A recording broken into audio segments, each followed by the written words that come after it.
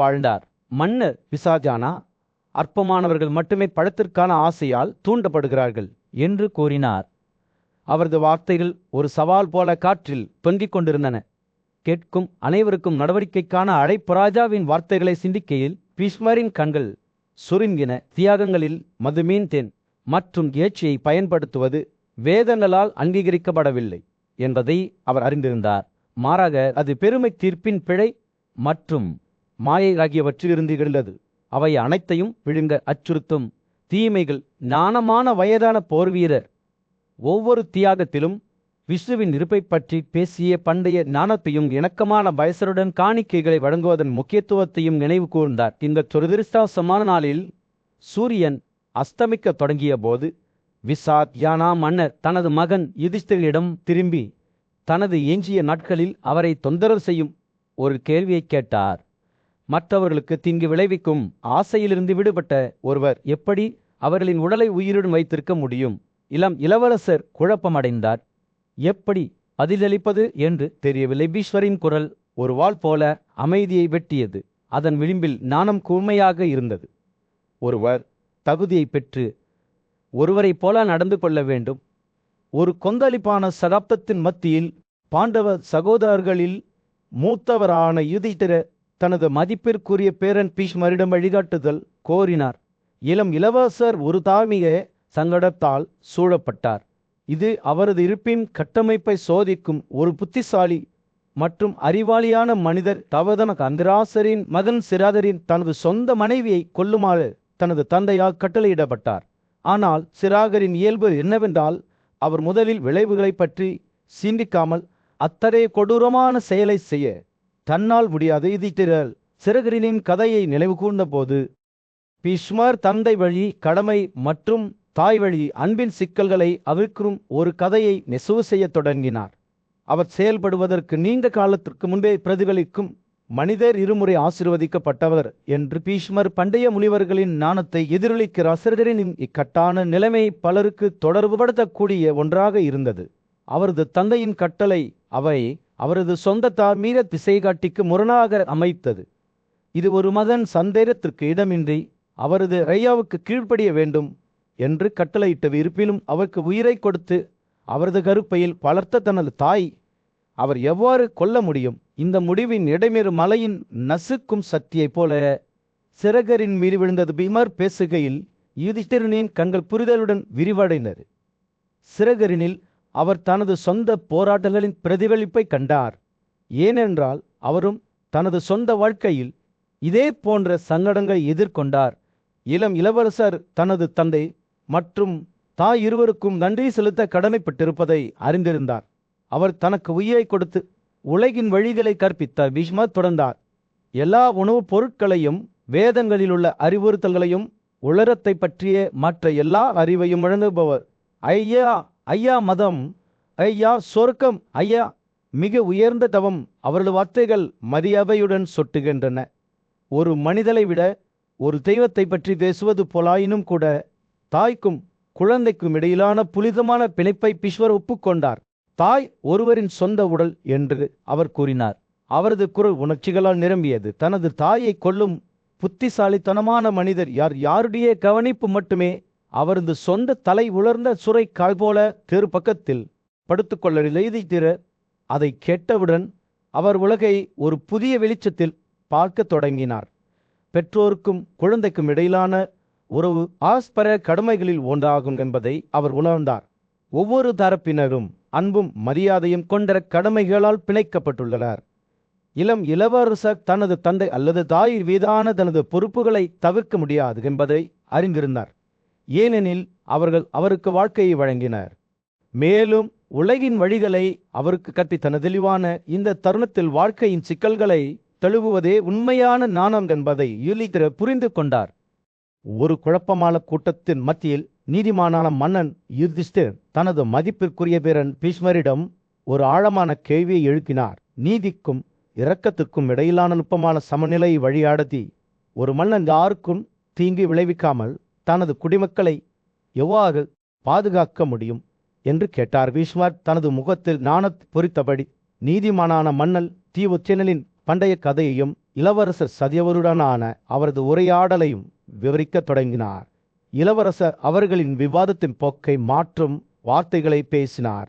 சில நேரங்களில் நீதி அநீதியின் வடிவத்தை எடுக்கிறது, மேலும் அநீதி நீதியின் வடிவத்தை எடுக்கிறது. கொலை செய்வது ஒரு நீதியான செயலாக இருப்பது சாத்தியமற்றது. தோமச்சேனா ஆரம்பத்தில் நம்ப முடியாதவராக இருந்த போதிலும் சச்சவத்தின் வார்த்தைகளால் வற்புறுத்தப்பட்டார். தனிநபர்கள் தங்கள் மீறல்களுக்காக தண்டிக்கப்படாத ஒரு சமூகத்தை அவர் எவ்வாறு கற்பனை செய்தார் என்பதை விளக்குமாறு இளவரசரிடம் கேட்டார். சத்யவத் 3 கீழ்வனங்களான சத்திரியர்கள், வசியர்கள் மற்றும் சுத்ராக்கள் பிராமணர்களின் வழிகாட்டுதலின் கீழ் வைக்கப்பட வேண்டும் என்று முன்மொழிந்தார். அவர்கள் தங்களுக்கு நீதியை ஊக்குவிக்கிறார்கள். பிராமணர்களின் போர்லைகளை பின்பற்ற தவறியவர்கள் ராஜாவுக்கு தெரிவிக்கப்படுவார்கள். பின்னர் அவர்கள் உடல் ரீதியான தீங்கு விளைவிக்காமல் தண்டிக்கப்படுவார்கள். அவர்கள் பேசுகையில் மாறிவரும் காலத்தை பற்றி விமர்சனா சிந்தித்தார். மனிதர்கள் உண்மையுள்ளவர்களாகவும் எளிதில் தங்களை ஆட்சி செய்தவர்களாகவும் இருந்த ஒரு கடந்த காலத்தை அவர் நினைவு கூர்ந்தார். அங்கு கடுமையான வார்த்தைகள் குற்றவாளிகளுக்கு போதுமான தண்டனையாக இருந்தன. இருப்பினும் அவர்களில் தற்போதைய வயதில் துன்மார்க்கத்தின் அளவு அதிகரித்ததால் மரண தண்டனை கூட ஆசியம் என்று கருதப்பட்டது. சத்யாவத் தொடர்ந்தார். இந்த கொள்ளைக்காரர்களை நீங்கள் கொல்லாமல் சீர்திருத்த முடியாவிட்டால் அவர்களை அழிப்பதற்காக ஒரு தியாகத்தை செய்யுங்கள். நல்ல மன்னர்கள் தங்கள் குடிமக்களை தண்டிப்பதில் மகிழ்ச்சி அடையக்கூடாது. மாறாக அச்சமின்மை மற்றும் நேர்மையின் சூழ்நிலையை உருவாக்க முயற்சிக்க வேண்டும் என்று அவர் வலியுறுத்தினார். அவ்வாறு செய்வதன் மூலம் மற்றவர்கள் பின்பற்ற ஒரு முன்மாதிரியாக இருப்பார்கள். விவாதம் தொடங்கிய போது இந்த விஷயத்தில் தனது சொந்த எண்ணங்களை பகிர்ந்து கொண்டார். நீதியின் தடைகள் ஆமரிக்கப்படும் வரை சமூகம் இணக்கமாக செயல்பட முடியும் என்று அவர் நம்பினார். இருப்பினும் இந்த எல்லைகளை மீறியவர்களுக்கு மரண தண்டனை விதிக்கப்படாவிட்டால் சமூகத்தின் கட்டமைப்பே அவிழ்க்கத் தொடங்கும். இந்த விஷயத்தில் அவர்கள் முன்பு விவாதித்ததை சதவல் நினைவுபடுத்திய போது உரையாடல் முழு வட்டத்திற்கு வந்தது.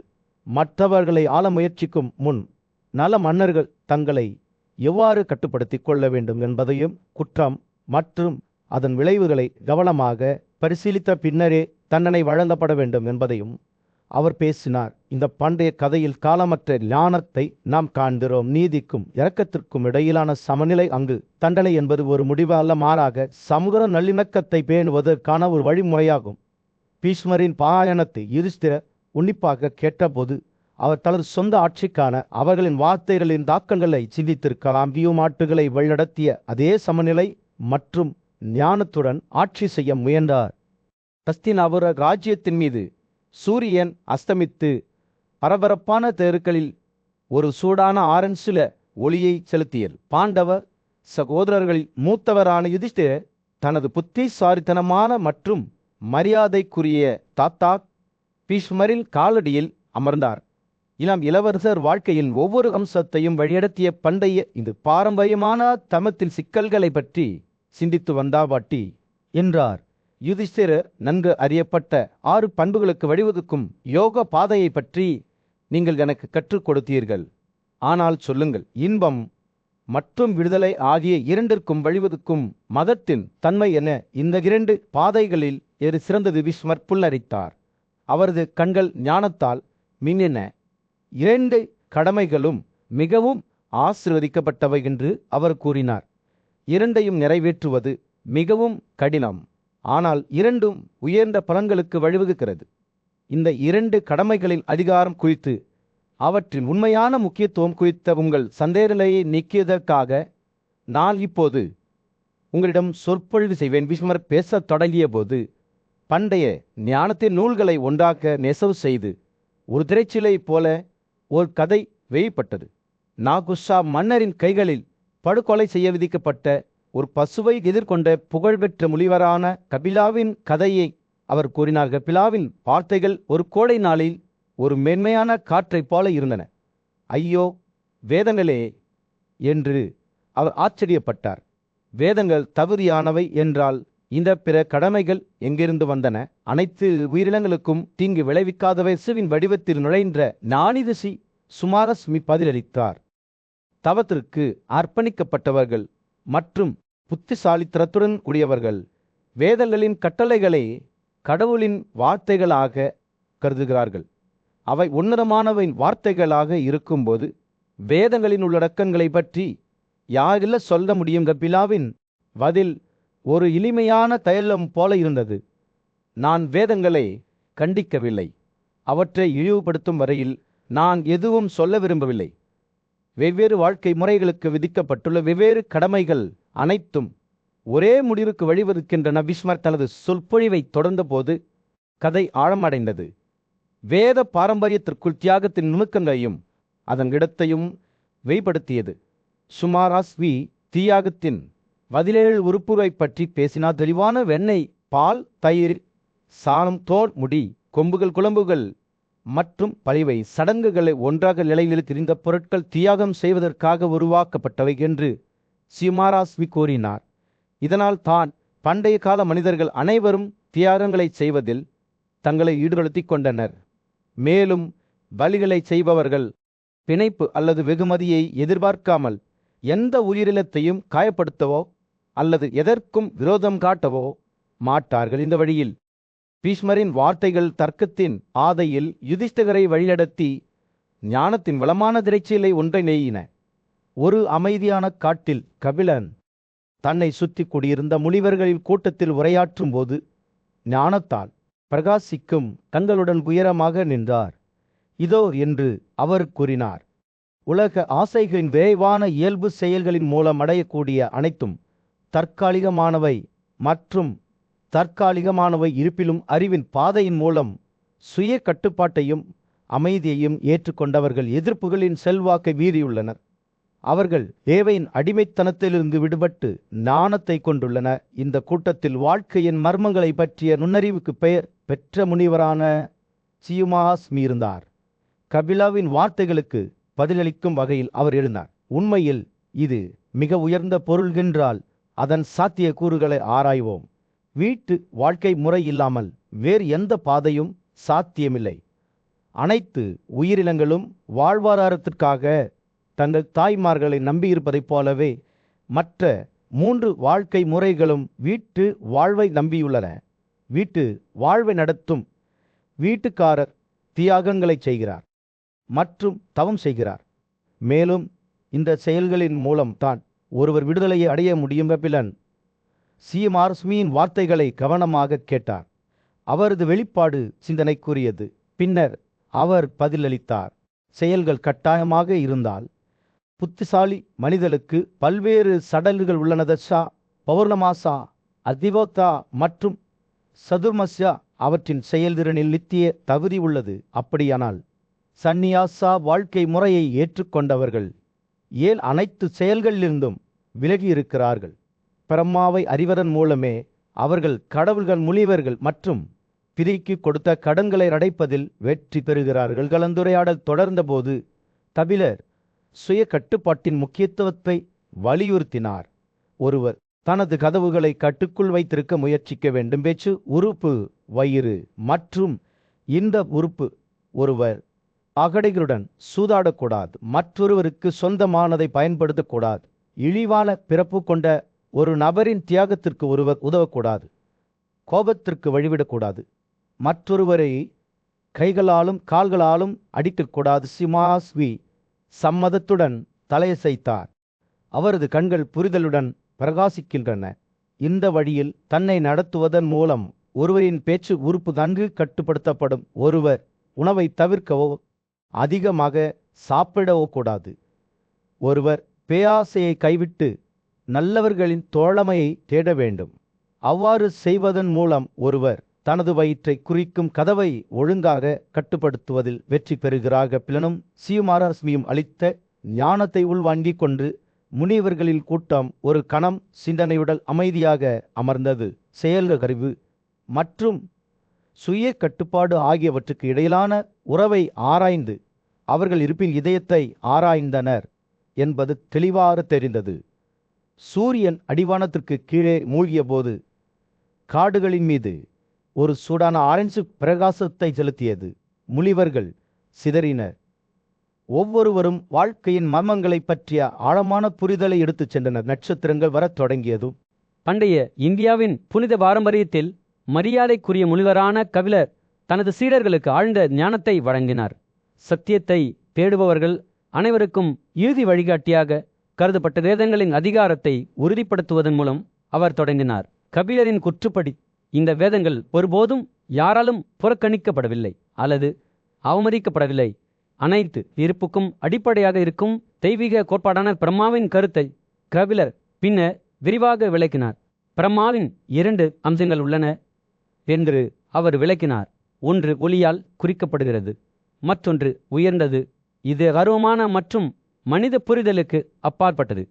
முதல் அம்சத்தை பற்றிய ஆழமான புரிதலை அடைந்தவர்கள் இறுதியில் 2வது அம்சத்தை அடைய முடியும் என்று கபிலர் அறிவித்தார். ஆன்மீக வளர்ச்சியின் செயல்முறையை அவர் விவரித்தார். வேத மந்திரங்கள் மூலம் தூய்மைப்படுத்துவதன் முக்கியத்துவத்தை வலியுறுத்தினார். பனிப்பட்ட உடல் அதன் அசுத்தங்களிலிருந்து தூய்மைப்படுத்தப்பட்டதால் பிரம்மாவை பற்றிய அறிவை பெறுவது பொருத்தமானது. நிதியான செயல்களுக்கான இறுதி வெகுமதி பொருள், செல்வம் அல்லது உலக வெற்றி அல்ல, மாறாக தூய்மையான இதயத்தை அடைவது என்று கபிலர் வலியுறுத்தினார். மனித நடத்தையின் மிக உயர்ந்த இலட்சியங்களை எடுத்துக்காட்டி கடந்த காலத்தில் வாழ்ந்தவர்களை பற்றி முனிவர் பேசினார். இந்த நபர்கள் தங்கள் தன்னலமற்ற தன்மை, இரக்கம் மற்றும் உலக ஆசைகளிலிருந்து விலகல் ஆகியவற்றால் வகைப்படுத்தப்பட்டனர். அவர்கள் பெற்ற ஆசீர்வாதங்களுக்கு நன்றியின் வெளிப்பாடாக தகுதியான நபர்களுக்கு பரிசுகளை வழங்கி தங்கள் கடமைகளை நம்பிக்கையுடன் செய்தனர்.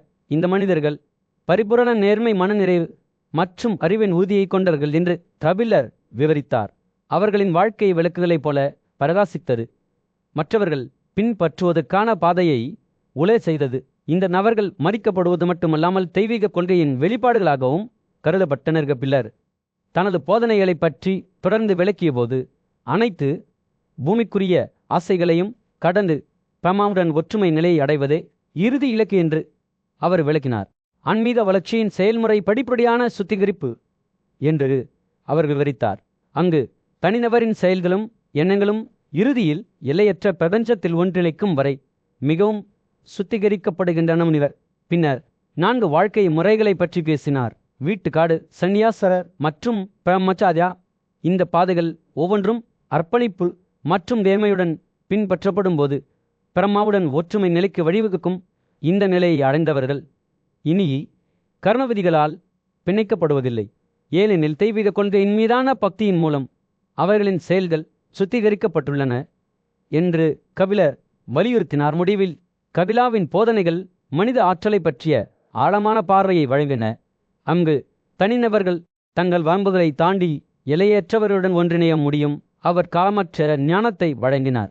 ஆன்மீக வளர்ச்சி, சுய உணர்தல் மற்றும் இறுதி விடுதலையை நோக்கிய பயணத்தில் தனது ரசிகர்களுக்கு வழிகாட்டினார். ஒரு அமைதியான காட்டின் மத்தியில் பாண்டவ சகோதரர்களில் மூத்தவரான யுதிஷ்டிரர் தனது மதிப்பிற்குரிய தாத்தா பீஷ்வரின் காலடியில் அமர்ந்தார். அவரது கண்களில் ஆர்வத்துடன் பாட்டி, வேதங்கள், மதம், லாபம், இன்பமாகிய 3 பெரிய முயற்சிகளை பற்றி பேசுவதை நான் கேள்விப்பட்டேன். அவற்றில் எது உயர்ந்தது என்று கருதப்படுகிறது? கடந்த காலத்தை சேர்ந்த ஒரு பயனாள கதையை அவர் நினைவு கூறத் தொடங்கிய போது பீஷ்வரின் கண்கள் பிரகாசித்தன.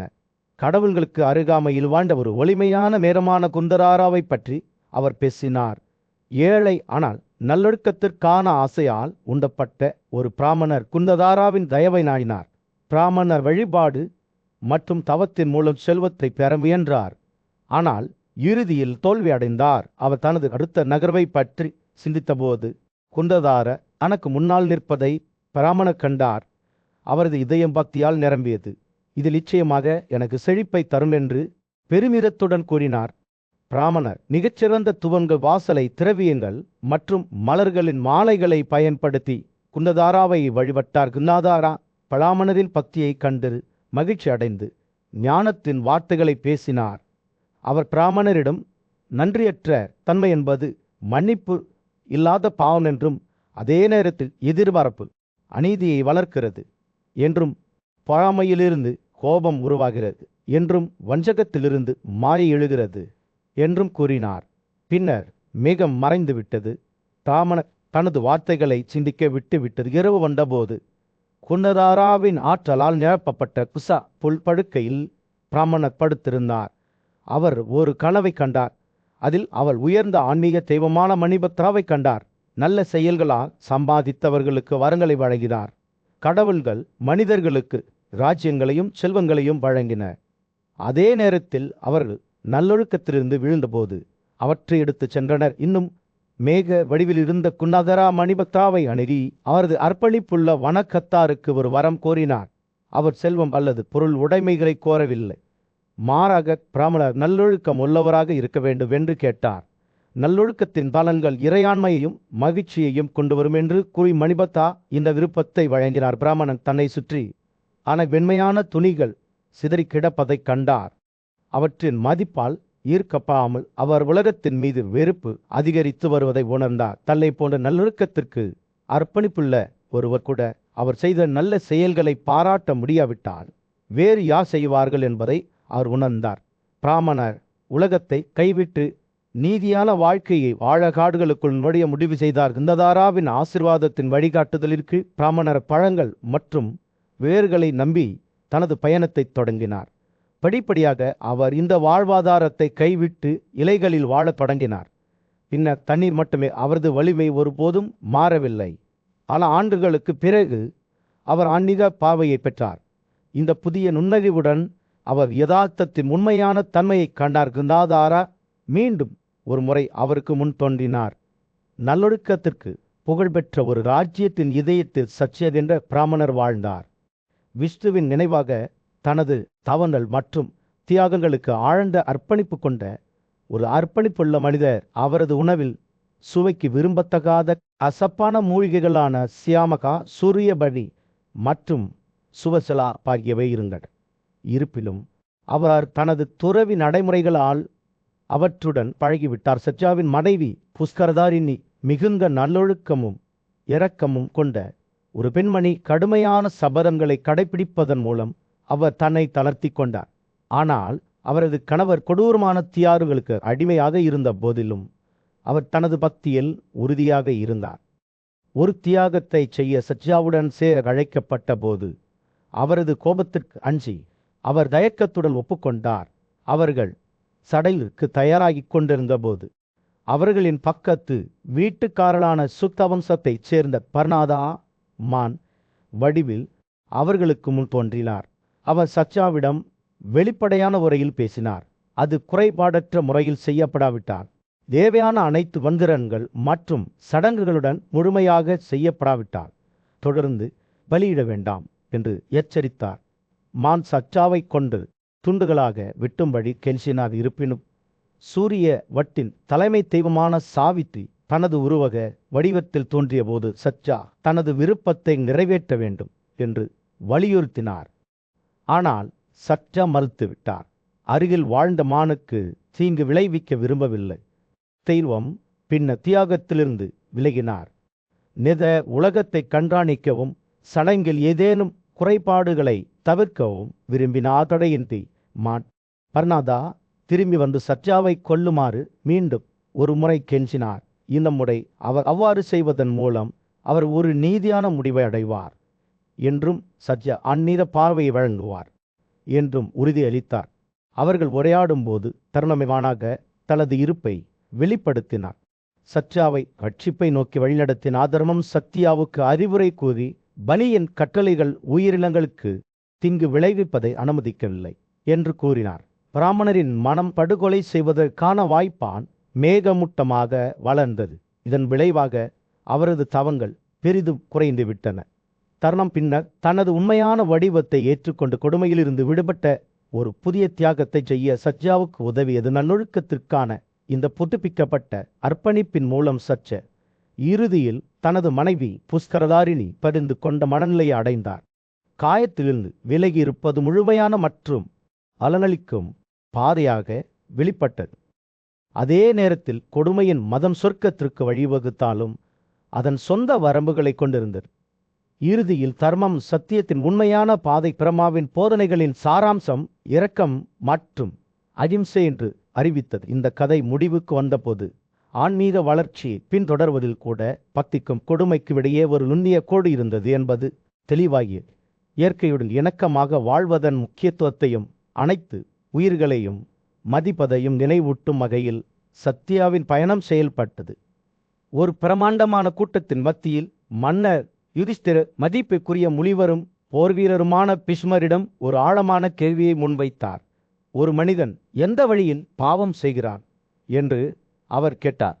நீதியின் பாதையில் வழிகாட்டுதலை தேடினார். பீஷ்மர் தனது தொலையிடும் பார்வை மற்றும் புத்திசாலித்தனமான முகத்துடன் மனித இயல்பின் மர்மங்களை அவிழ்க்கத் தொடங்கினார்.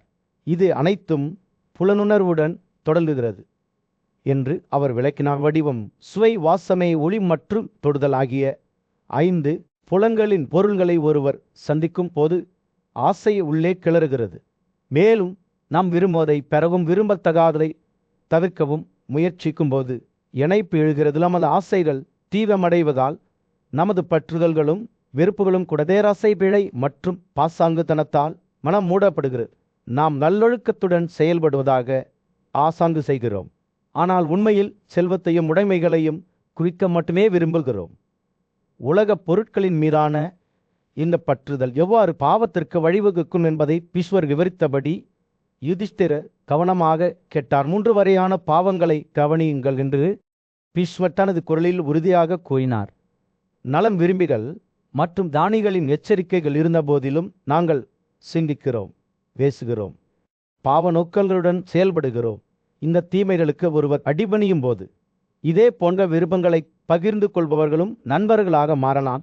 அதே நேரத்தில் நல்லொழுக்கம் உள்ளவர்கள் நம் தீய தன்மையை குறிக்கிறார்கள். ஆனால் பீஷ்மர் யுதிஷ்டிரனை வேர்த்தியில் விட்டு விடவில்லை.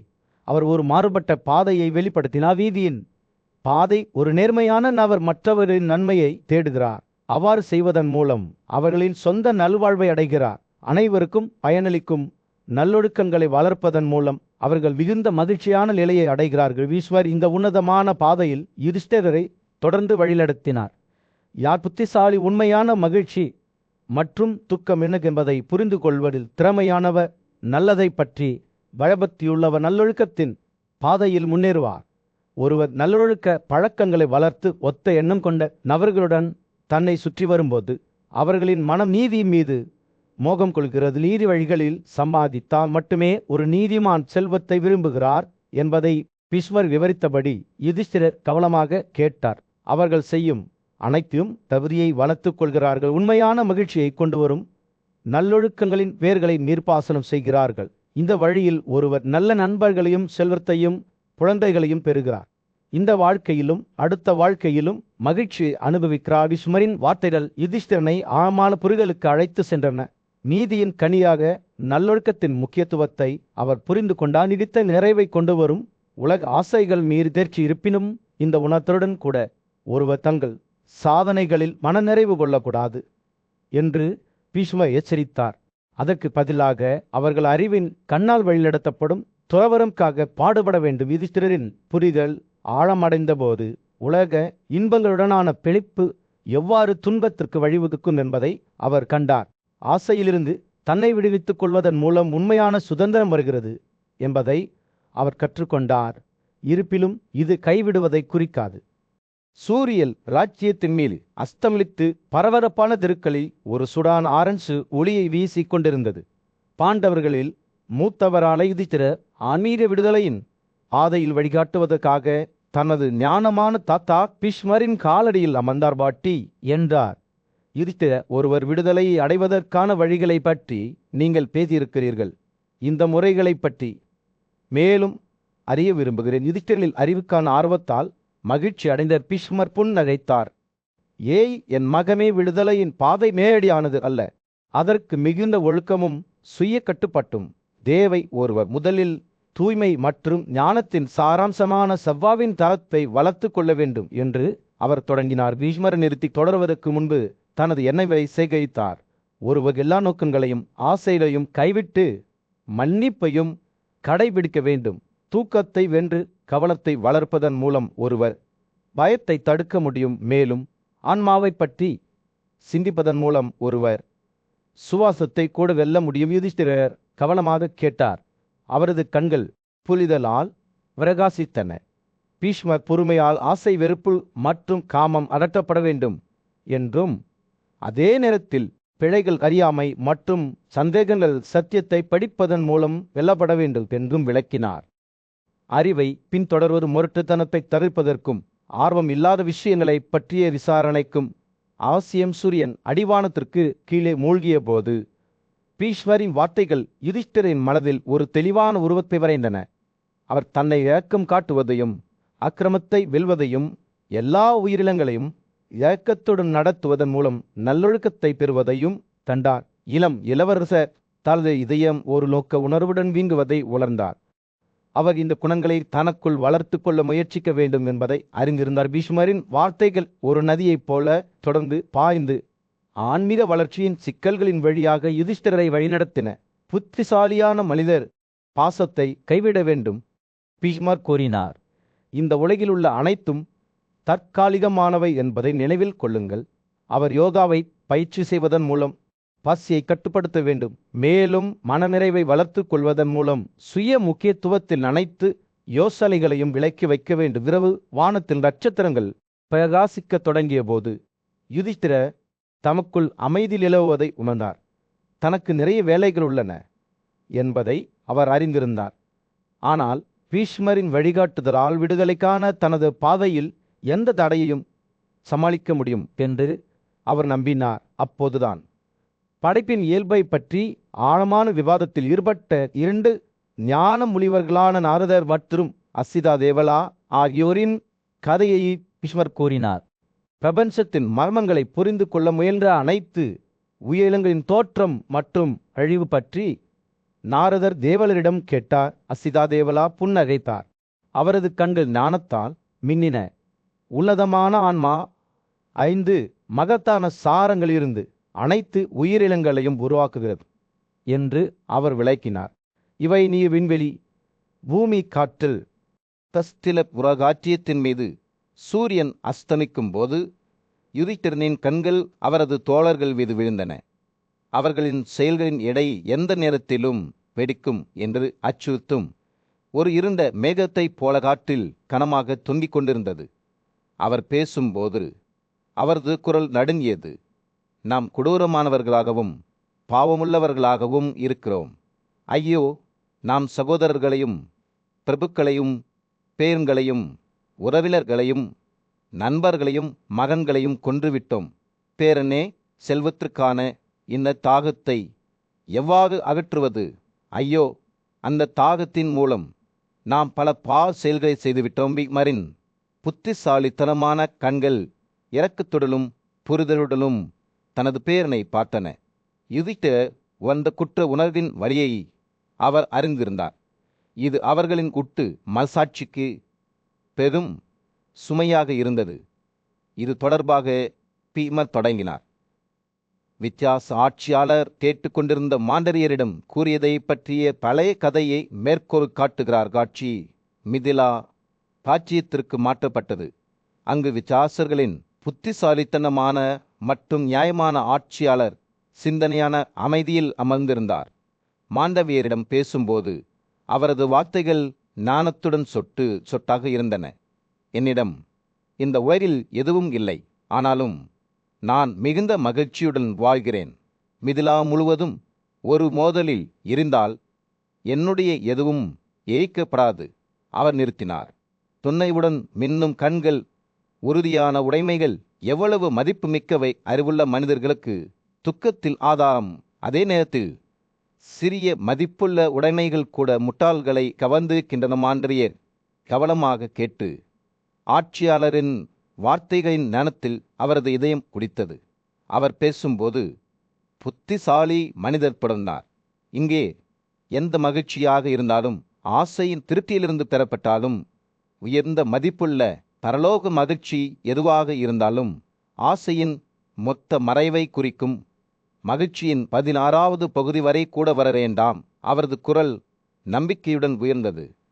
பசுவின் கொம்புகள் பசுவின் வளர்ச்சியுடன் வளரும்போது அதே வழியில் செல்வத்திற்கான தாகம் அதிகரிக்கிறது. யுதிஷ்டிரனின் கண்கள் பீஷ்மரின் மீது அடைக்கப்பட்டன. வழிகாட்டுதல் மற்றும் உறுதியை தேடுவது போல பழைய போர்வீரனின் வார்த்தைகள் ஞானத்துடன் சொட்டாக இருந்தன. ஒருவர் எந்த பொருளின் மீது பற்றுதலை உணர்ந்தாலும் அது ஏற்கப்படும் போது அந்த பொருள் வலியின் ஆதாரமாக மாறும். ஒருவர் ஆசையை மதிக்கக்கூடாது. ஆசையின் மீதான பற்றுதல் துக்கத்திற்கு வழிவகுக்கிறது. பச்சாதாபத்தால் நிரப்பப்பட்ட அவரது குரலை அவர் நிறுத்தினார். செல்வம் பெறப்பட்டவுடன் ஒருவர் அதை நல்லொழுக்க நோக்கங்களுக்காக பயன்படுத்த வேண்டும். ஒருவர் ஆசையை விட்டுவிட வேண்டும். நாணமான வார்த்தைகள் அவர்கள் மீது பாய்ந்தபோது யுதிஷ்டிரனின் தோழர்கள் தங்கள் தோள்களில் இருந்து ஒரு எடை உயர்வதை உணர்ந்தனர். அவர்களை விழுங்க போவதாக அச்சுறுத்திய இருள் ஒரு அமைதியான கரையை வெளிப்படுத்தும் அலைகளைப் போல குறையத் தொடங்கியது. பீஷ்மர் தொடர்ந்தார். அறிவுள்ள மனிதர் எப்போதும் தன்னைப் போலவே மற்ற உயிரினங்களையும் பார்க்கிறார். ஹஸ்தினாபுர ராஜ்யத்தின் மீது சூரியன் அசமிக்க தொடங்கிய போது பரபரப்பான தெருக்களில் ஒரு சூடான ஆரஞ்சில ஒளி பிரகாசித்தது. பாண்டவ சகோதரர்களில் மூத்தவரான யுதிஷ்டிரர் தனது தாத்தா பீஷ்மருடன் ஆழ்ந்த சிந்தனையில் அமர்ந்திருந்தார். இளம் இளவரசனின் கண்கள் கவலையாலும் நிச்சயமற்ற தன்மையாலும் நிரம்பியிருந்தன. அவர் தனது மதிப்பிற்குரிய தாத்தாவிடம் எல்லா உயிரிலைகளுக்கும் பயம் நிறைந்த நேரம் அதன் போக்கை இயக்குகிறது. அதன் பிறகு ஒருவர் பாடுபட வேண்டிய நன்மையின் ஆதாரம் என்ன? இதை சொல்லுங்கள். ஐயா, ஒரு பண்டைய கதையை நினைவு கூறத் தொடங்கிய பீஷ்மரின் கண்கள் ஞானத்தால் மின்னின. கடந்த காலத்தில் வேதங்களை படிப்பதில் மட்டுமே அர்ப்பணிப்புள்ள ஒரு முனிவர் இருந்தார். அவருக்கு மேதாவின் என்ற மகன் இருந்தார். அவர் தனது புத்திசாலித்தனத்திற்கும் ஆர்வத்திற்கும் புகழ்பெற்றவர்.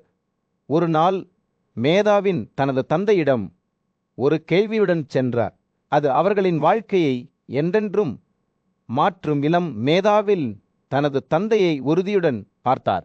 தந்தையே, மனிதர்களுக்கு ஒதுக்கப்பட்ட காலம் வேகமாக ஓடுகிறது என்பதை அறிந்த ஒரு புத்திசாலி என்ன செய்ய வேண்டும்? நான் நல்லொழுக்கத்தை பெறுவதற்கு என்னை தயார்படுத்திக் கொள்ள உண்மையாகவும் சரியான முறையிலும் எனக்கு சொல்லுங்கள். தனது மகனின் வார்த்தைகளை பற்றி சிந்திக்கையில் முனிவரின் கண்கள் விரிந்தன.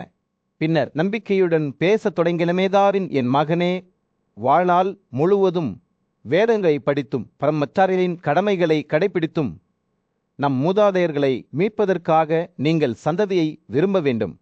ஒருவரின் நெருப்பை நிலைநிறுத்தி கடவுள்களால் கட்டளையிடப்பட்ட தியாகங்களை செய்த பிறகு ஒருவர் காடுகளுக்குள் ஓய்வு பெற்று வளவிழந்தார் வாழ வேண்டும். எல்லாவற்றையும் கைவிட்டு அமைதியாக கலைக்க காத்திருக்க வேண்டும். ஆனால் மேதாவின் நம்பவில்லை. தந்தையே, உலகம் எல்லா பக்கங்களிலும் இவ்வாறு தாக்கப்பட்டு முற்றுகையிடப்பட்டிருக்கும் போது அத்தகைய தவிர்க்க முடியாத சக்திகள் எல்லா திசைகளிலும் வீழும்போது நீங்கள் எப்படி இவ்வளவு அமைதியாக பேச முடியும்? பீஷ்மரின் கண்கள் முனிவருடன் தனது பேரனின் பரிமாற்றத்தை பார்த்து மகிழ்ச்சியுடன் பிரகாசித்தன. உலகம் எப்படி தாக்கப்படுகிறது? அது எதனால் முற்றுகையிடப்படுகிறது? எல்லா பக்கங்களிலும் விழும் அந்த தவிர்க்க முடியாத போர்கள் என்ன? உங்கள் வார்த்தைகளால் என்னை பயமுறுத்துகிறீர்களா? மேதாவின் குரல் மேலும் ஆசிரமாக வளர்ந்தது. உலகம் மரணத்தால் தாக்கப்படுகிறது. அது சீரழிவுகளால் முற்றுகையிடப்பட்டுள்ளது. நாட்களும் இரவுகளும் தொடர்ந்து போலவேகின்றன. நீங்கள் ஏன் இவற்றை கவனிக்கவில்லை? முனிவர் தனது மகனின் வார்த்தைகளால் அதிர்ச்சி அடைந்தார். ஆனால் பின்னர் ஒரு புதிய ஆசிர உணர்வுடன் பேசத் தொடங்கினார். மேதாவின் என் மகனே, மரணம் குறிப்பாக யாருக்காகவும் காத்திருக்காது. ஆனால் திடீரென்று மற்றும் அறிவிப்பு இல்லாமல் அனைத்தையும் பறித்து கொள்கிறது என்பதை நான் அறிந்திருக்கும் போது அறியாமையால் மூடப்பட்டும் கவனக்குறைவாக எனது கவலைகளை கவனித்தும் நான் எப்படி காத்திருக்க முடியும்? ஒவ்வொரு இரவும் கடந்து செல்லும்போது ஒவ்வொருவரின் வாழ்க்கையின் காலமும் அதனுடன் தேய்ந்து போகிறது. உண்மையில் ஒருவரின் நிலை ஆழமற்ற மீனின் நிலையை போன்றது. ஒரு பிரம்மாண்டமான கூட்டத்தின் மத்தியில் நீதிமானான மன்னன் யுதிஷ்டிரன் மதிப்பிற்குரிய முனிவரான பீஷ்மரிடம் ஒரு ஆழமான கேள்வியை எழுப்பினார். ஒரு மனிதன் என்ன நடத்தையை பின்பற்ற வேண்டும் என்று அவர் கேட்டார். அவர் என்ன செயல்களை செய்ய வேண்டும்? அவர் என்ன வகையான அறிவை பெற வேண்டும்? இயற்கையின் பாய்ச்சலுக்கு அப்பாற்பட்ட பரமாவின் மாறாத சாம்ராஜ்யத்தை அடைய அவர் எதை அர்ப்பணிக்க வேண்டும்? விடுதலைக்கான பாதையை நினைவுகூரத் தொடங்கிய பீஷ்மரின் கண்கள் ஞானத்தால் பிரகாசித்தன. ஒரு மனிதன் உலக பிணைப்புகளை கைவிட்டு தனது புலன்களையும் ஆசைகளையும் தேர்ச்சி பெற்று சிக்கனமான வாழ்க்கையை வாழ வேண்டும். ஆதாயம் மற்றும் இழப்பை சமமாக கருதி தனது வீட்டை விட்டு ஓய்வு பெற வேண்டும். மேலும் எந்தவொரு உயிரினத்தையும் காயப்படுத்துவதை தடுக்க வேண்டும் என்று அவர் கூறினார். பிஸ்மர் பேசுகையில் அவரது வார்த்தைகள் அலட்சியத்தையும் இரக்கத்தையும் வெளிப்படுத்தின. ஒருவர் மற்றொருவரை வார்த்தையாலும் எண்ணத்தாலும் இழிவுபடுத்தக்கூடாது என்று அவர் எச்சரித்தார். அவர்கள் முன்னிலையில் அல்லது இல்லாத நிலையில் யாரையும் தீமை பேசக்கூடாது. சூரியனின் இயற்கையான ஒழுங்கிற்கு ஏற்ப தன்னை நடத்தி கொண்டு எந்தவொரு உயிரினத்திற்கும் தீங்கு விளைவிப்பதை அவர் தவிர்க்க வேண்டும். பிஸ்மர் தனது சொற்பொழிவை தொடர்ந்தபோது யுதிஷ்டிரர் கவனமாக கேட்டார்.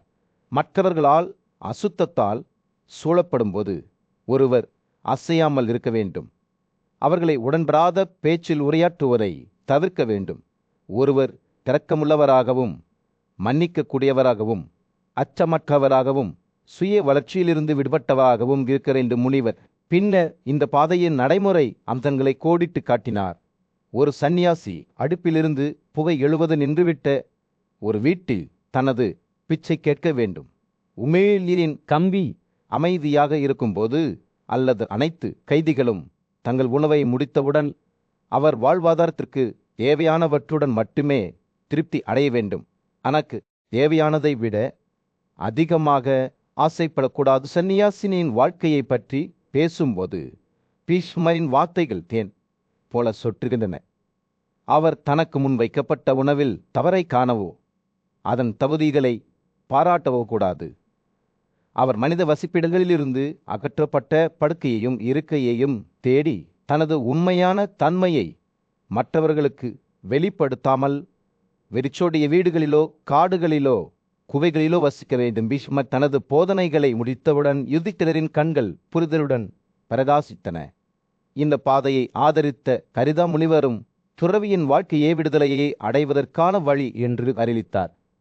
தனது வீட்டிலிருந்து புறப்படுபவன் அனைத்து உயிரினங்களுக்கும் தனது முழுமையான தீங்கற்ற தன்மையை உறுதிப்படுத்தி நித்தியமான மற்றும் முடிவற்ற மகிழ்ச்சியின் பல பிரகாசமான பகுதிகளை அடைவான் என்று கூறினார். இவ்வாறு பீஷ்மரின் வார்த்தைகள் சபை முழுவதும் எதிரொலித்தன. கேட்க விரும்புவோருக்கு விடுதலையின் பாதையை உள்ள செய்தன. அவர்களின் ஆடம்பரமான வாழ்க்கையின் மத்தியில் பாண்டவ இளவரசர்களில் மூத்தவரான யுதிஷ்டிரர் தனது குடும்பத்தினரையும் நண்பர்களையும் விரக்தியுடன் பார்த்தார். நாங்கள் அதிர்ஷ்டசாலிகள் என்று கருதப்படுகிறோம் என்று அவர் தனது தாத்தா பீஷ்மரிடம் கூறினார். ஆனால் உண்மையில் நாங்கள் துரதிர்ஷ்டசாலிகளில் ஒருவராக இருக்கிறோம்.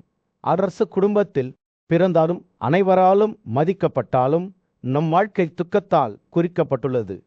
ஐயோ, இந்த துன்பத்திலிருந்து நம்மை விடுவிக்கும் துறவற வாழ்வை நாம் எப்போது ஏற்றுக்கொள்வோம்? நானியும் மரியாதைக்குரியவருமான பீஷ்மர் யுதிஷ்டிரரின் வார்த்தைகளை கவனமாக கேட்டார். வாழ்க்கையில் எல்லாவற்றுக்கும் வரம்புகள் உள்ளன என்று அவர் மெதுவாக கூறினார். மறுபிறப்பு கூட ஒரு முடிவை கொண்டுள்ளது. நமது செல்வம் ஒரு தவறு என்று நீங்கள் நினைக்கிறீர்கள். இல்லை, என் குழந்தை, அது இல்லை. நீங்கள் நல்லொழுக்கத்துடன் பழகுவீர்கள். விடுதலையை அடைவதற்கான தயார்நிலையை கொண்டிருக்கிறீர்கள். உங்கள் துக்கத்தை சரியான நேரத்தில் சமாளிப்பீர்கள் என்பது உறுதி. தனது பேரனின் வார்த்தைகளின் உண்மையை அறிந்திருந்ததால் யுதிஷ்டிரனின் வார்த்தைகள் பீஷ்மருக்குள் ஒரு நாட்டத்தை தொட்டன.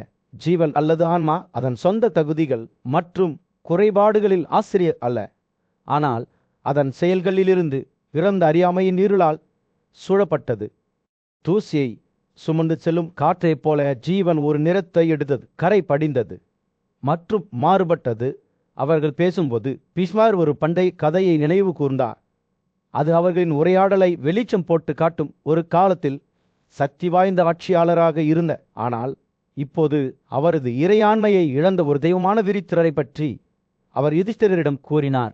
இருப்பினும் அவரது இழப்பு இருந்த போதிலும் விருத்தா துக்கத்தை மீறியிருந்தார்.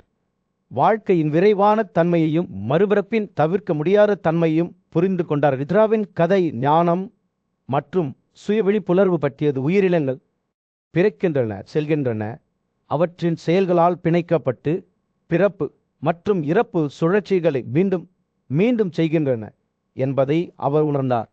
இந்த உண்மையை நான் கண்டேன் என்று விருதா தனது போதகர் குசனர்களிடம் கூறினார். அனைத்து கையகப்படுத்தல்களும் ஒருவரின் செயல்களுடன் ஒத்திருக்கின்றன. உயிரினங்கள் மனிதர்களாகவோ அல்லது விலங்குகளாகவோ அல்லது கடவுள்களாகவோ பிறக்கின்றன. மேலும் அவை தங்கள் செயல்களுக்கு ஏற்ப மகிழ்ச்சியையும் துயரத்தையும் சந்திக்கின்றன. ரித்தாவின் வார்த்தைகளால் வசனர்கள் அதிர்ச்சி அடைந்தனர். ஏனென்றால் அவரது மாணவர் இதற்கு முன்பு இது போன்ற முறையில் பேசுவதை அவர் கேள்விப்பட்டதே இல்லை. ஆனால் தொடர்ந்தார். கடுமையான தவத்தை அனுபவிப்பது, ஆற்றலால் வீழ்வது மற்றும் பெரும் செழிப்பை அடைவது போன்ற தனது சொந்த அனுபவங்களை பகிர்ந்து கொண்டார். ஆனால் தனது சொந்த செயல்களால் அதை மீண்டும் இழந்தார். அதிகாரத்திலிருந்து அவர் வீழ்ச்சி அடைந்த போதிலும் விருதா இணைக்கப்படாமல் இருந்தார். அவரை வழிநடத்த அவரது தைரியத்தை நம்பியிருந்தார். அவர் போரில் புகழ்பெற்ற நாராயணனை கண்டார். அந்த தருணத்தில் அவர் தனது தவத்தின் பலன்களில் எஞ்சியிருப்பதை பெற்றார்.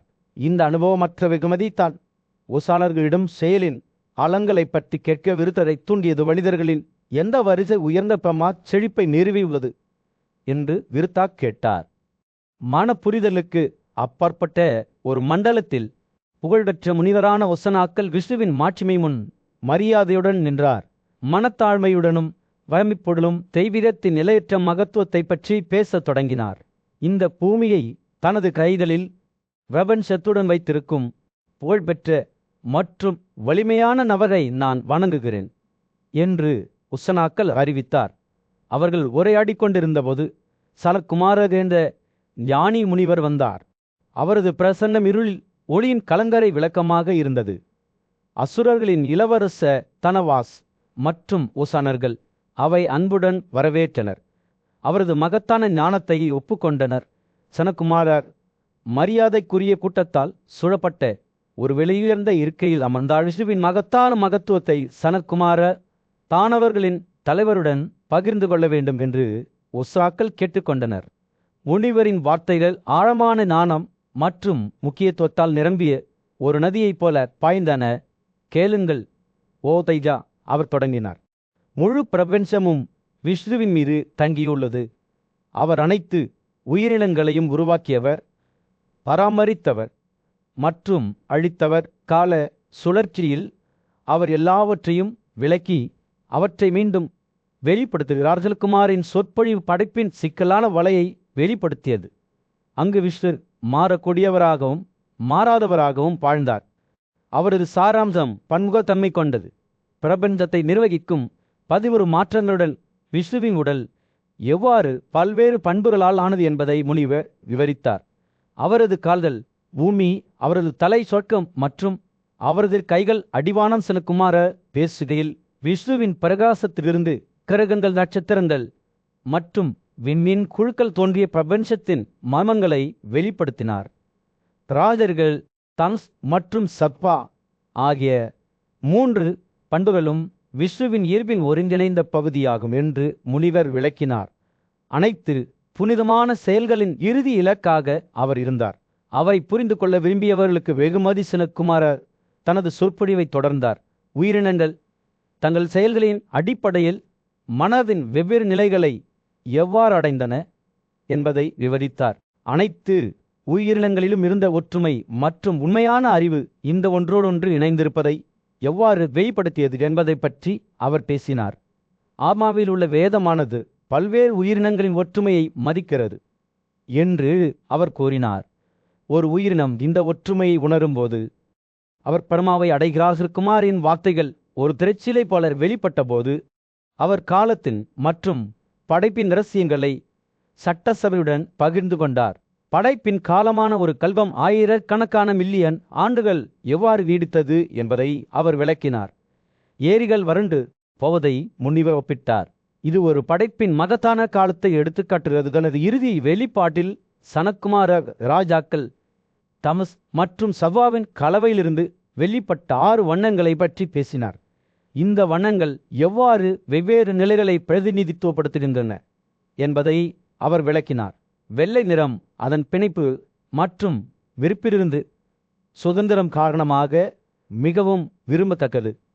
பண்டைய புராணங்களில் மாபெரும் செயல்கள் மற்றும் தெய்வீக தலையீடு பற்றிய ஒரு கதை வெளிப்பட்டது.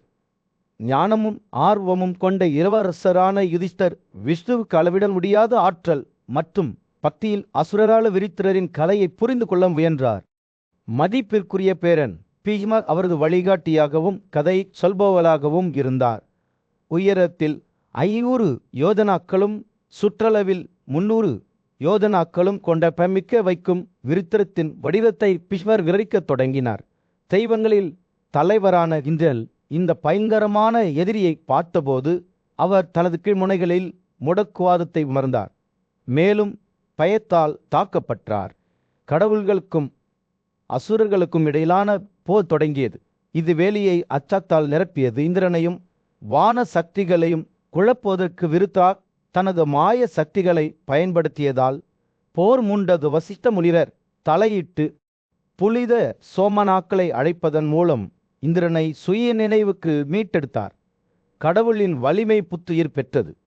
ஆனால் அவர் வீழ்த்திராரின் மாயைகளால் பாதிக்கப்படக்கூடியவராக இருந்தார். அங்கிரரின் மகளான பிரகஸ்பதி மற்றும் பிற மதிப்பிற்குரிய முனிவர்கள் விருத்தனின் வலிமையை கண்டனர். பிரபஞ்சத்தில் ஆண்டவரான மகாதேவனின் உதவியை நாடினர். அவர்கள் பெரிய அசுரனை அழிக்க அவரை வலியுறுத்தினர். மேலும் அவரது ஆற்றல் ஒரு கடுமையான காய்ச்சலின் வடிவத்தை எடுத்தது. அது விருத்தனின் உடலில் ஊடுருவியது. பிரபஞ்சத்தில் தெய்வீக பாதுகாவலரான விஷ்ணு இந்திரனின் இடிமுழக்கத்திற்குள் நுழைந்து அதை தனது சொந்த சாரத்தால் பலுப்படுத்தினார். வசிஷ்ட மற்றும் பிரகஸ்பதி தலைமையிலான முனிவர்கள் வீழ்த்திரனை தாமதமின்றி கொல்லுமாறு இந்திரனிடம் கெஞ்சினர். 3 கண்கள் கொண்ட கடவுளான மகேஸ்வரர் தனது சக்தியை இந்திரனுக்கு வழங்கினார்.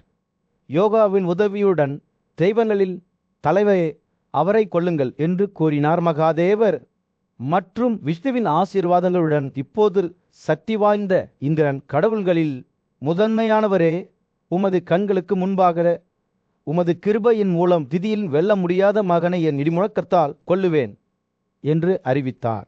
மகாதேவரின் சக்தியால் பிறந்த காய்ச்சலால் மாபெரும் அசுர விருத்தா இவ்வாறு முறியடிக்கப்பட்ட தெய்வங்களும் முனிவர்களும் வெற்றியின் எதிர்பார்ப்பைக் கண்டு மகிழ்ச்சி அடைந்த போதுகள் சங்கீதங்கள் மற்றும் கெட்டில் ஒலிக்கத் தொடங்கின. மகிழ்ச்சியான இசையால் காற்றை நிரப்பியது. திடீரென்று அசுரர்கள் நினைவாற்றல் ஏப்பால் பாதிக்கப்பட்டனர். அவர்களின் மாயை சக்திகள் மறைந்தன. முனிவர்களும் தெய்வங்களும் இந்திரனை தனது தாக்குதலை விரைவுபடுத்துமாறு வலியுறுத்தினர். இப்போது தெய்வீர சக்தியால் மாற்றப்பட்ட சக்தி வாய்ந்த கடவுள் அதை பார்த்த அனைவரிடமும் பிரமிப்பை தூண்டும் ஒரு வடிவத்தை ஏற்றுக்கொண்டார். இவ்வாறு விரித்தலின் வீழ்ச்சியின் கதை சொல்லப்பட்டது. இது கடவுள்களின் வலிமைக்கும் பக்தியின் சக்திக்கும் ஒரு சான்றாகும். இரித்தனின் ஆர்வம் திருப்தி அடைந்தது. ஆனால் கதை அப்படியே இருந்தது. ஒரு தொலைதூர சகாப்தத்தில் மகாதேவரின் தெய்வீக சக்தியிலிருந்து பிறந்த காய்ச்சலால் வலிமையான அசுரரான விருத்தரா பாதிக்கப்பட்டிருந்தார். அவரது உடல் நடுங்கத் தொடங்கியது. அவரது மூச்சு அடர்த்தியாகவும் உழைப்புடனும் வளர்ந்தது. அவரது உதடுகளில் தீப்பேம்புகள் நடனமாடின. அவரை சுற்றியுள்ள காற்று கழுகுகள், கேன்கள் மற்றும் கனகர்களின் கூக்குரல்களால் நிரம்பியது. அவை அவரது தலைக்கு மேல் சக்கரமிடுகின்றன. கடவுள்களின் ராஜாவான இந்திரன் தனது இடிமுழக்கத்துடன் ஆயுதம் ஏந்திய விருத்திராவின் வடிவத்தை பார்த்தார். அசுரன் வேதனையுடன் கொட்டாவிட்ட போது இந்திரன் அவரை ஒரு யுகத்தின் முடிவில் பிரபஞ்சத்தின் நெருப்பு அழிவை ஒத்த மின்னலால் அடித்தார். விருத்தா விழுந்தபோது கடவுள்கள் மகிழ்ச்சி அடைந்தனர். ஆனால் அவர்களின் மகிழ்ச்சி குறுகிய காலமே நீடித்தது. கொல்லப்பட்ட அசுரனின் உடலில் இருந்து ஒரு பயங்கரமான உருவம் வெளிப்பட்டது. பிரமண கொலை ஒரு பிராமணனை கொன்ற பாவத்தின் வெளிப்பாடு. அவளுடைய வடிவம் பார்ப்பதற்கு பயங்கரமாக இருந்தது. இருண்ட பளபளப்பான மற்றும் கொடூரமான சேர்ந்த முடி மற்றும் கண்களால் பயங்கரத்தை தூண்டியது. கந்தக உடையில் உடையணிந்து மண்டை ஓட்டின் மாலையால் அலங்கரிக்கப்பட்ட அவள் இப்போது விருத்தா உடலில் இருந்து விடுவிக்கப்பட்ட இந்திரனை தேடினாள். பிராமண கொலை கடவுள்களின் தலைவரை பிடித்து கொண்டது. அவர் பயத்தில் மூழ்கிவிட்டார். அவள் அவரை பற்றி கொண்டபோது அவரது ஆற்றல்கள் குறைந்து விட்டன. அவரை விட்டுவிட மறுத்தார். அவரை அசைக்க அவர் முயற்சித்த போதிலும் இந்திரன் அவளை பிடிக்க முடியவில்லை. கடவுள் இறுதியாக இந்த பயங்கரமான துன்பத்திலிருந்து நிவாரணம் கோரிப்பேரன் பிராமணரின் முன் ஆஜரானார். பிரம்மன் இந்திரனின் துயரத்தை கேட்டு பிராமண கொலையின் பிடியிலிருந்து அவரை விடுவிப்பதற்கான வழிமுறைகளை பற்றி சிந்தித்தார். அவர் ஒரு சிக்கலான குழந்தையை அமைதிப்படுத்துவது போல் மென்மையான குரலில் பேசினார். அன்பானவரே, வானங்களின் தலைவர் உங்களிடமிருந்து விடுவிக்கப்படட்டும் சொல்லுங்கள். நான் உங்களுக்கு என்ன செய்வேன்? உங்கள் விருப்பத்தை நான் நிறைவேற்றுவேன். பிராமண கொலை தனது விருப்பங்களை ஏற்கனவே நிறைவேற்றியது என்று பதிலளித்தது. அவள் வாழ ஒரு இருப்பிடத்தை மட்டுமே நாடினாள். பேரன் அவளுடைய கோரிக்கையை ஏற்றுக்கொண்டார். ஆனால் இந்திரனை அவளுடைய பிடியிலிருந்து விடுவிப்பதற்கான ஒரு திட்டத்தையும் வகுத்தார். அவர் காணிக்கைகளை வேண்டுபவரான சக்தி வாய்ந்த அதியை நினைவு கூர்ந்தார். மேலும் பிராமண கொலையின் பாவத்தில் ஒரு பகுதியை தன் மீது எடுத்துக்கொள்ளுமாறு அறிவுறுத்தினார். அர்த்தி இந்த கட்டளையை ஏற்றுக்கொண்டார். மேலும் பாவத்தின் நான்கில் ஒரு பகுதியை தனது ஆளுமைக்குள் கொண்டு செல்வதற்கான பணி அவருக்கு வழங்கப்பட்டது. அத்தி அவ்வாறு செய்தபோது அவர் தனது எரியும் வடிவத்தில் தோன்றிய போது தனக்கு காணிக்கையாக வழங்கிய நபரிடம் பாவம் நுழையும் என்பதை கண்டுபிடித்தார்.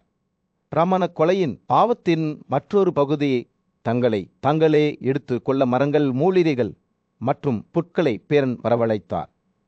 படைப்பாளரால் உரையாற்றப்பட்ட அவர்கள் இந்த சுமையை தாண்ட ஒப்புக்கொண்டனர். ஆனால் தங்கள் சொந்த மீட்பு கால வழியை கேட்டன. தீர்ப்பின் திகைப்பின் மூலம் புனித பர்வ நாட்களில் அவற்றில் ஏதேனும் ஒன்றை வெட்டி அல்லது கீழ்த்த மனிதர் பாவம் செய்வார் என்று பேரன் வெளிப்படுத்தினார். மரங்கள் மற்றும் மூலிகைகள். யுதிஷ்டிர முன்னிலையில் பீஷ்மர் காய்ச்சலின் தோற்றத்தை நினைவு கூறத் தொடங்கினார். எல்லா உயிரினங்களுக்கும் கடவுளான மகாதேவர் மேருவின் உச்சியில் வாழ்ந்த காலத்தை பற்றி பேசும்போது பேரலின் கண்கள் ஞானத்தால் பிரகாசித்தன. இந்த புனித சிகரம் நகைகளாலும் இரத்தினங்களாலும் அலங்கரிக்கப்பட்டிருந்தது. அதன் பிரமாண்டம் அங்கு வாழ்ந்த தெய்வீக மனிதர்களின் பிரகாசத்துடன் மட்டுமே பொருந்தியது. மலை மன்னரின் மகள் உமா உட்பட தெய்வங்கள், முனிவர்கள், தெய்வங்கள் இந்த புனித தலத்தில் மகாதேவனுக்கு அடிக்கடி அஞ்சலி செலுத்துவார்கள். காற்று வாசனை திரவியங்களின் இனிமையான வாசனையால் நிரம்பியிருந்தது. மரங்கள் ஒவ்வொரு பருவத்தின் பூக்களால் மலர்ந்தன. விச்சாதாரர்கள், சித்தர்கள், துறவிகள் மற்றும் பேய் மனிதர்கள் மற்றும் ராட்சசர்கள் கூட அங்கு கூடி கடவுளை வணங்குவார்கள். பீஷ்மர் தனது கரை தொடர்ந்தபோது அவர் ஹிமா மலையில் பிரஜாபதி தற்றிலின் மகத்தான தியாகத்தை பற்றி பேசினார். சத்ரா தலைமையிலான தெய்வங்கள் விழாவில் பங்கேற்க கூடியிருந்தன. ஆனால் மகாதேவர் கலந்து கொள்ள விரும்பவில்லை. ஆர்வமும் அக்கறையும் நிறைந்த உமா தனது தெய்வீக மனைவியிடம் ஏன் மற்ற கடவுள்களுடன் சேரவில்லை என்று கேட்டார். ஒரு பண்டைய ஏற்பாட்டின்படி எனக்கு எந்த பலியும் ஒதுக்கப்படவில்லை என்று மகாதேவர் விளக்கினார். இது உமாவுக்கு மிகுந்த மன உளைச்சலை ஏற்படுத்தியது. மேலும் இந்த அவமானத்தை துடைத்து விடுமாறு அவர் மகாதேவரிடம் கெஞ்சினார். அவரது மனைவியின் மாற்றைகளால் ஈர்க்கப்பட்ட மகாதேவர் தட்சனின் தியாகத்திற்கு முற்றுப்புள்ளி வைக்க முடிவு செய்தார். ஒரு பெரிய கதனையுடன் மகாதேவர் தனது பயங்கரமான ஆதரவாளர்களுடன் திமாவத்தின் மீது இறங்கினார். அவர்கள் தியாகத்தை அழித்தனர். மேலும் ஏற்பட்ட குழப்பத்தில் பாழடைந்த பலிபீடத்தின் தீப்பிழம்புகளிலிருந்து ஒரு மான் போன்ற உயிரினம் வெளிப்பட்டது. இந்த உயிரினம் வானத்தில் ஓடிவில் மற்றும் அம்புடன் மகாதேவரால் பின்தொடரப்பட்டது. மகாதேவரின் கோபம் அதன் உச்சத்தை அடைந்தபோது ஒரு துளி வியர்வை பூமியில் விழுந்தது. அது ஒரு எரியும் நெருப்பை உருவாக்கியது. இந்த நெருப்பிலிருந்து அபரிமிதமான ஆற்றல் கொண்ட ஒரு உயிரினம் வெளிப்பட்டது. அர்த்த சிவப்பு கண்கள், பச்சை தாடி மற்றும் பருந்து அல்லது ஆந்தை போன்ற முடி. இந்த உயிரினம் விரைவாக தியாகத்தின் உருவக வடிவத்தை கொண்டது. பின்னர் தெய்வங்கள் மற்றும் முனிவர்களை நோக்கி விரைந்தது. காலடியில் பூமி நடுங்கியதால் கடவுள்கள் பீதியுடன் ஓடினர். பிராமணர் பேரல் மகாதேவருக்கு தோன்றி தனது கோபத்தை திரும்ப பெறுமாறு கெஞ்சினார். தெய்வங்கள் இனி மகாதேவனுக்கு பலியிடுவதில் ஒரு பங்கை கொடுப்பார்கள் என்று அவர் அறிவித்தார். மகாதேவனின் வியர்வையிலிருந்து பிறந்தவர் பின்னர் பிராமணரால் உயிரினங்களிடையே காய்ச்சலாக அலைந்து திரிய அறிவுறுத்தப்பட்டார். வீரன் பேசி முடித்ததும் அவர் மகாதேவருக்கான தியாகத்தில் ஒரு பங்கு நியமித்தார். மேலும் தெய்வீக கடவுளின் கோபம் குறையத் தொடங்கியது. இந்த கதையுடன் பீஷ்மர் காய்ச்சலின் தோற்றம் குறித்த தனது பதிவை முடித்தார். இதனால் யுதிஷ்டிரர் பிரமிப்புடன் இருந்தார். மலைகளிலிருந்து கங்கை நதி வெளியேறிய முனிவர்கள் மற்றும் சித்தர்கள் வசிக்கும் புனித பகுதியில் நல்லொழுக்கமுள்ள மனிதரும் உயிரினங்களின் மூதாதையருமான தட்சன் இனாவத்தின் மார்பில் பிரமாண்டமான தியாகம் செய்ய ஏற்பாடு